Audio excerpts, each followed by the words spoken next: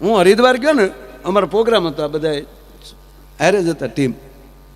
લાભ પાંચમનો પ્રોગ્રામ 3 વર્ષ થયા, ગોવિંદભાઈ ધોળકિયાનો કાર્યક્રમ, બરાબર. એટલે અમદાવાદથી દિલ્હી ને દિલ્હીથી દેહરાદૂન ફ્લાઇટમાં, અમે દિલ્હી પહોંચ્યા એટલે ફોન આવ્યો કાકાનો. મને કે કેટલે? મેં બસ જો અમે દિલ્હી પહોંચી ગયા. સાંભળજો આ વાત ધ્યાનથી, એટલે તમને ખબર પડે અમારી હું વેલ્યુ છે. મેં કીધું બસ જો આ દિલ્હીથી હવે દેહરાદૂનની ફ્લાઇટમાં બેસીએ છીએ, 3 કલાક 45 મિનિટ જેવું થશે દેહરાદૂન પહોંચતા. મને કે કાંઈ વાંધો નહીં, એરપોર્ટની બહાર તમારે રાહાઈભાઈ ઊભા છે, એના નંબર તમારામાં નાખ્યા છે, તમારી ગાડી સાજિંદા મિત્રોની ગાડીને આવી ગઈ છે. મેં પણ કાકા વાત સાચી, પણ હંમેશા હું શું કરું, હરિદ્વારનો પ્રોગ્રામ હોય ને એટલે પ્રોગ્રામ એક હોય પણ 3 દીનું આપણે બુકિંગ કરાવી લઈએ. શું કામ? 3 દી હરાય ફરાય ને, પરબારા નંદ ભૈયા થાય ને એમ. બાપુ મારી જિંદગીમાં ઘરને રૂપિયા ગંગામાં હજી સુધી હું નથી નાયો.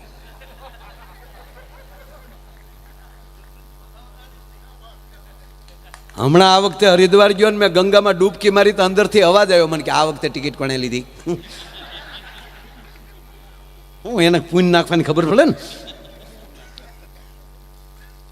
એટલે મેં કીધું 3 દી રોકાવાનું છે. એ લોકોને 10,000 માણસોને લઈને ગયેલા, નાના જેવો તેવો પ્રવાસ નહીં સાહેબ.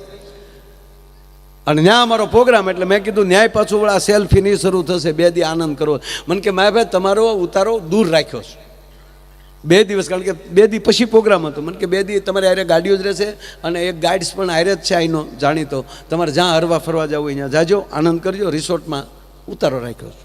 ઓકે કાકા. ટૂંકમાં અમે પોગી ગયા, કોઈને કીધું નહોતું. સાંજના 5 વાગ્યા અને અમે બેઠેલા ગ્રાઉન્ડમાં ખુરશીઓ નાખીને, ત્યાં રામદેવ બાબાનો ફોન આવ્યો મારામાં.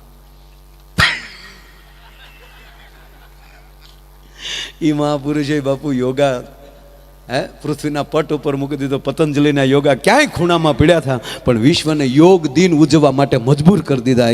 રામદેવ બાબા માટે પણ પ્રણામ. હા, ફાવે તો કરવા યોગા, નગર કાંઈ ભગવાને આ શરીર તોડી નાખવા ન થયું. ઘણા તો સવારમાં હફ હફ હફ.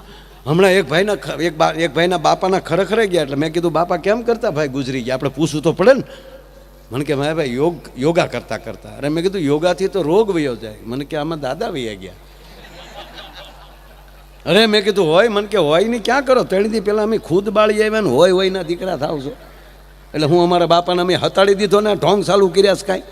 મને ખીજાણો. અરે મેં કીધું એમ નથી કહેતો યાર, યોગથી રોગ વયો જાય. મને કે માયાભાઈ મારા બાપા વયા ગયા, અને એટલે જ તમે ખરેખર આવ્યા અને ગયા છે યોગા કરતા કરતા.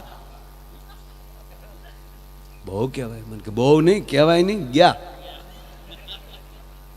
હવે તમારા બાપા ગુજરી ગયા, નકર હું એના હમ ખાઉં ને તમારી હામાં. અરે મેં પણ યોગા કરતા કરતા કેવી રીતે? મને કે હમણાં એને ભૂત વળગ્યું હતું.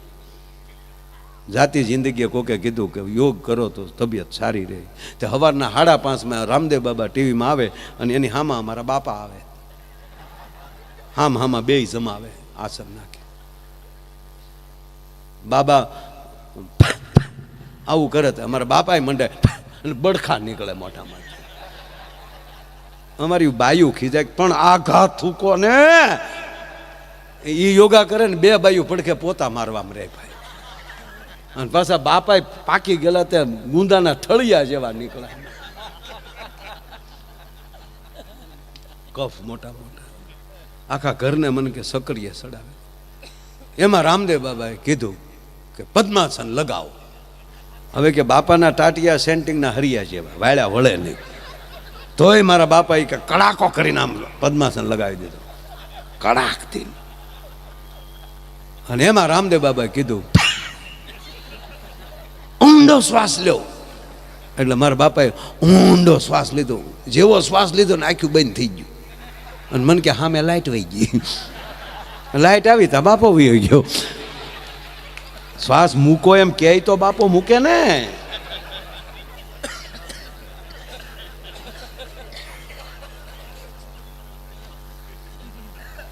એટલે રામદેવ બાબાનો ફોન આવ્યો મારા. माया भाई कैसे हो? मैं आनंद में बाबा ओळखे आप. अरे मुझे पता चला आप हरिद्वार आए, आया हूँ बाबा. कहाँ उतरे हो? यहाँ एक रिसोर्ट है वहाँ। अरे वहाँ उतरना चाहिए। नहीं नहीं, आ जाओ पतंजलि। अरे मैं नहीं बाबा, नहीं नहीं नहीं, मैं आ रहा हूँ। મને આવીને લઈ ગયા। રાતે 9 વાગ્યે આયુર્વેદિક વાળું કર્યા। 11 વાગ્યા સુધી જુનાગઢથી લઈને હરિદ્વાર સુધીની કુંભની વાતો કરી। 11 વાગ્યા હોઈ ગયા। એના નિયમ પ્રમાણે 4:30 વાગ્યા અમે જાગી ગયા। એણે જેમ વળ ખાધા મેં વળ ખાધા હામાં। એ 5:30 વાગ્યા સુધી હાલ્યો। 5:30 થી 6:30 સિવિંગ કર્યું। એ તો ઊંધ ગલોટિયા મારે। અને 6:30 થી 7:30 નાસ્તો કરવા બેઠા, તૈયાર થઈ આયુર્વેદિક નાસ્તો। એ 7:30 વાગ્યા। હવે સાંભળજો, રામદેવ બાબા ઉપર મોદી સાહેબનો ફોન આવ્યો कि बाबा आज लाइव क्यों नहीं हुए?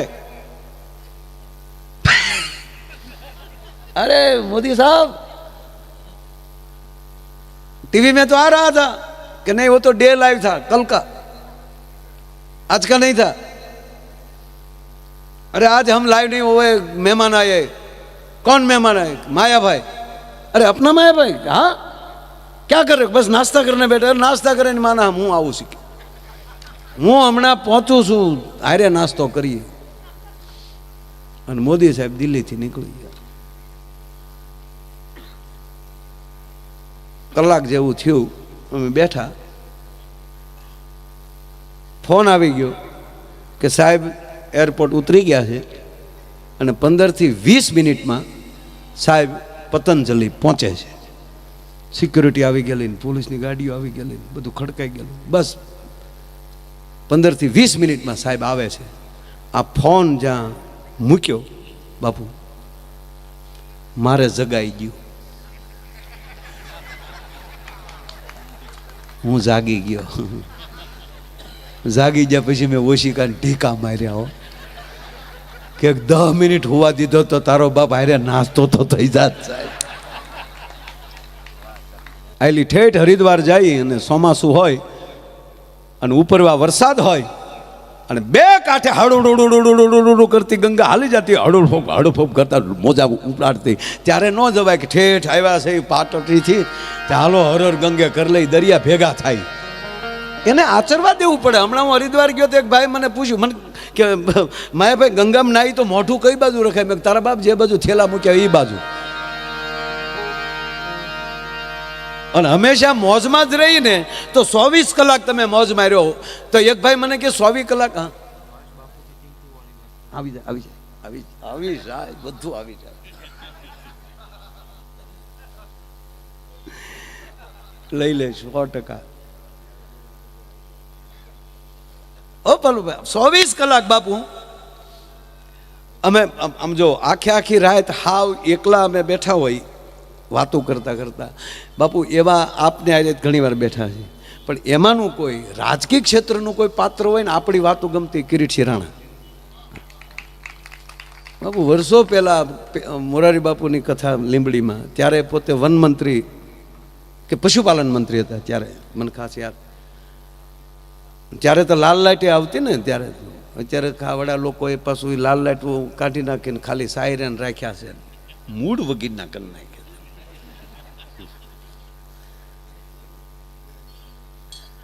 2009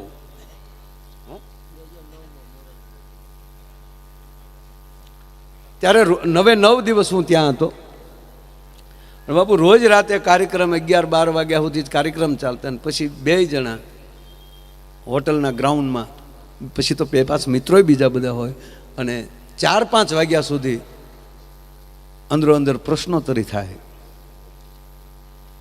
અમુક મિત્રો જે ગમે છે ને બાપુ, વીરડાની અંદર બધી હરીતું તાજી ન આવતી હોય, અમુક ડોળી જ આવતી હોય, પણ અમુક 5 હરીતું તાજી હોય ને, એ તાજી આવતી હોય ને આખા વીરડાને તાજો કરી નાખતા હોય છે। એમ અમુક વ્યક્તિ અમુક ક્ષેત્રમાં બેઠા છે ને એટલે રૂડા લાગે છે, મારો કહેવાનો અર્થ એ છે। એટલે આ વાત એ કરું છું કે આપણે 24 કલાક તમારે મોજમાં રહેવું હોય ને તો નબળા વિચાર જ નહીં કરવાના, કોકની વાતો સાંભળવી નહીં। આ ગેરંટી સાથે કહું, સપનું મોડું નહીં આવે કોઈ દી. બાકી તો અમુકના તો સપના, અમારા ભૂરિયાને કોઈ દી સપનું સારું ન આવ્યું. જાગે તો આપ તો હવે બાબા હડકાયું આવે ગયો, કાં ખૂટ્યો વાહે છો હોય. એક દી તો રોતો રોતો મારી પાસે આવ્યો. મેં કેવું શું થયું? મને કે સપનામાં મારી ઘરવાળીએ મને માર્યો બહુ. મેં પણ તારા ક્યાં લગ્ન થાય? કે પછી જ મને ખબર પડી કે આપણા લગ્ન નથી થયા ને મારી કોણ ગયું એમ.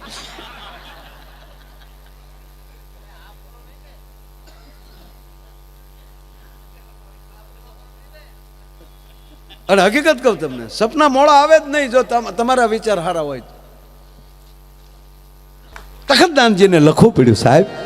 દાન અલગારી તખતદાનજી લખે છે, આ સંસાર ખોટો કે સપનું ખોટું, આમાં કાંઈ હળવું જે નહીં રે, પણ અલગારી કે એ અલગારી ક્યાંય ગાળવું થઈને ગાળખ્યું ખોવું રે. જીઓ જીઓ મોજ મારેવું, મોજ મારેવું, મોજ મારેવું રે. અને મોજ તો જ આવશે, તમારી પોતાની હોવી જોઈએ મોજ.